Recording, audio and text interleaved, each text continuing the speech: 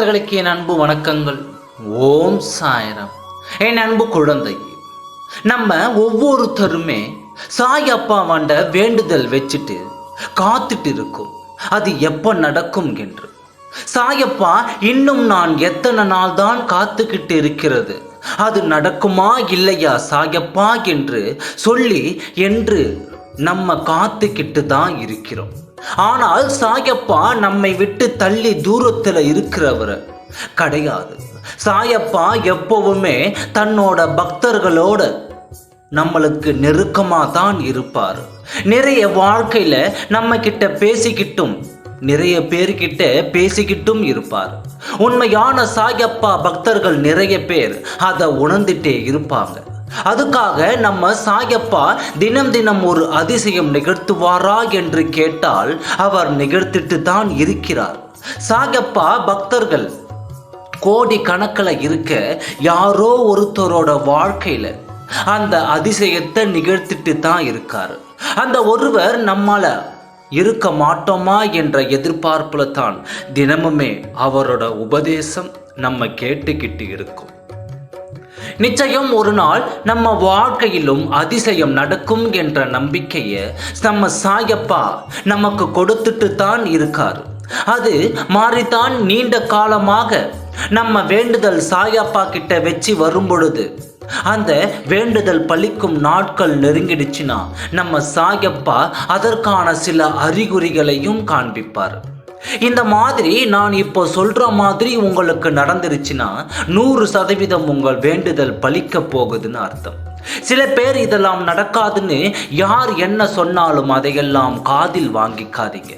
நம்ம சாயப்பா நமக்கு நிச்சயமா செய்வார். சாயப்பா நம்ம கூட வச்சிருக்காரு ஒரு தொடர்பு தான் இது. அதனால முதலாவதா நம்ம சாயப்பாவாண்ட கண்களை மூடி பிரார்த்தனை செய்யும் பொழுது, கண்ணை திறக்கும் பொழுது சாயப்பாவாண்ட இருந்து ஒரு பூ வந்து கீழே விழும். இது யதார்த்தமா நடக்கிறது கிடையாது. நம்ம வேண்டுதலை சொல்லிக்கிட்டே சாயப்பாவை பார்த்துக்கிட்டு இருக்கும் போதோ இல்லை வேண்டுதல் வச்சுட்டு கண்ணை திறக்கும் போதோ கரெக்டாக அந்த பூ கீழே விழும்.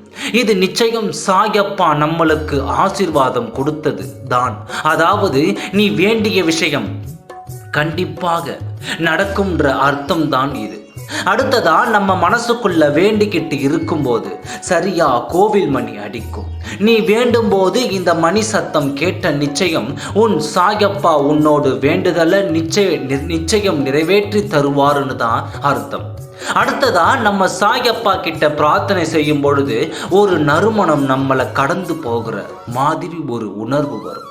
அதாவது சாயப்பா உன்னோட வேண்டுதலை ஏத்துக்கிட்டு உன் பக்கத்துல சாயப்பா வந்து போகிறாருன்னு அர்த்தம். அடுத்ததா சாயப்பா கிட்ட நம்ம எல்லாரும் மனமுருகித்தான் பிரார்த்தனை பண்றோம். ஆனால் ஒரு சில நேரத்துல நம்மளையே அறியாம சாயப்பா பார்த்துக்கிட்டே நம்ம அழுதுகிட்டு இருப்போம். அதுவே கண்ணிலிருந்து கண்ணீர் தானா வரும். அப்படி கண்ணிலிருந்து தானாக கண்ணீர் வந்த நிச்சயமா உன் வேண்டுதல் பலிக்க போறதாக அர்த்தம். இதெல்லாம் இல்லாம சாதாரணமா நம்ம கோவில்ல இருக்கும்போது யாரோ ஒரு சாயப்பாவோட புகைப்படம் கொடுத்தா, சாயப்பாவாண்ட புத்தகம் கொடுத்தா, இப்படி சாயப்பாவோட உருவம் நமக்கே தெரியாம சாயப்பா நம்ம கையில வந்து சேர்ந்தாலும் அது எல்லாம் நல்ல அறிகுறிதான். நிச்சயம் உன் வேண்டுதல் பலிக்க போறதுக்கான அர்த்தங்கள் தான் எல்லாம்.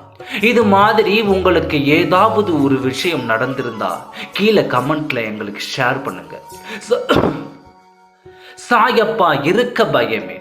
நீங்கள் நினைத்த காரியம், நீங்கள் நினைத்த விஷயம் எதுவாக இருந்தாலும் விரைவில் நிறைவேறிவிடும். ஓம் சாய்ராம். நன்றி, வணக்கம்.